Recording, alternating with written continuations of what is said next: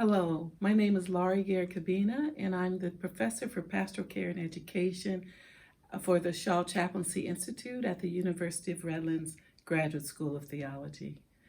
I've talked previously to you about COVID-19 being a traumatic event, and I want to talk just a little bit more about phase one of spiritual response to a traumatic event. Now, this pandemic experience is traumatic not only because it presents this emotional shock that has enduring effects, ongoing effects that overwhelm our normative way of coping, and so that it renders our normative coping skills ineffective. But it also encompasses a crisis of meaning. And in terms of spiritual care response, this crisis of meaning, that is, everything I knew and understood, it's different. And to encompass this crisis of meaning is a part of the care that we can provide. This sense of our body being threatened, our emotions being threatened, and our spiritual well-being being under threat. So this experience of grief and trauma, it is intellectual, but it's also sort of a physical and spiritual and emotional experience as well.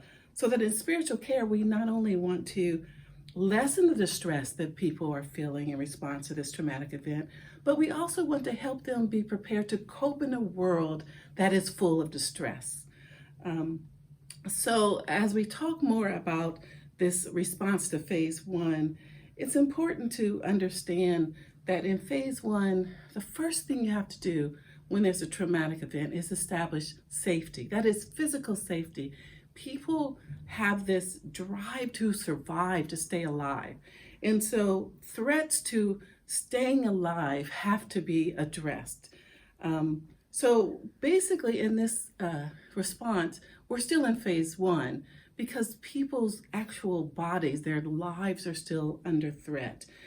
Some of that threat has to do with historical and current structures of oppression that we operate in so that some people are under more threat than others.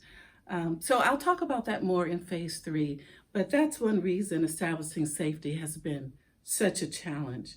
One of the things we want to do in phase one is help people come out of denial into acceptance that something has happened that will change their lives forever. So also people will feel confused. They'll sort of, their normal way of problem solving is going to be challenged. And so the goal here is to present people with clarity of information, clarity of what's happening. And I would go so far as to say that in phase one, clarity is probably even more important than empathy, because people are just trying to stay alive. So clarity about how you accomplish that, what are the facts about what's happened, is very important. Being reliable is really important.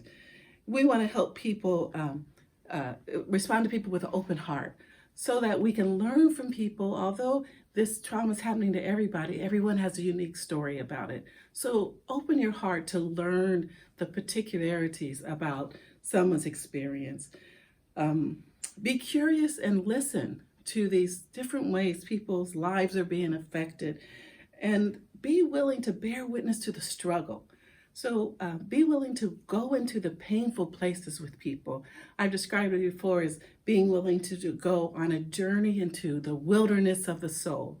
And so in order to do that as the care provider, you have to really be grounded in your own spiritual practice, your own spiritual relationships, so that you're able to set aside yourself and enter into the life experience of someone else. So in closing, phase one. Phase one is about clarity, connectivity, and presence in the face of people who are experiencing numbness, heightened fear, nightmares, and probably unexpected weeping and cognitive cloudiness. So I'm hoping that this was helpful to you. And in the future videos, I'll go into more depth about phase two and phase three. So thank you so much, and I wish you well. God bless you.